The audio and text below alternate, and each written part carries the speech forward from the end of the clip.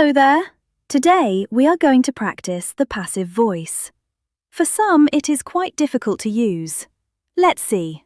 Are you ready? In English, we usually use the active voice, where the subject does the action. For example, the chef cooks the meal. Here, the chef is doing the action. In the passive voice, the focus changes.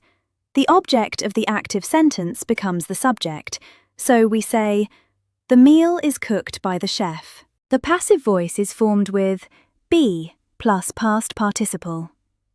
For example, the homework is finished. The windows were cleaned yesterday. The report will be completed tomorrow.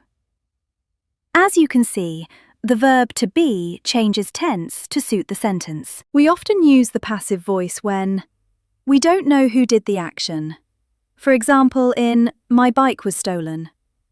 Also, we use it when the person who did the action isn't important, like in "English is spoken in many countries."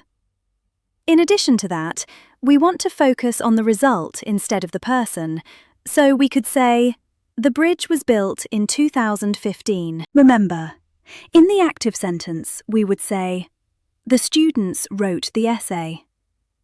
But in the passive sentence, we would say, "The essay was written by the students." That's it! The passive voice helps us focus on the action or the result rather than the person doing it. Try changing an active sentence into a passive one, and you'll master it in no time. Thank you for watching and see you next time. Bye!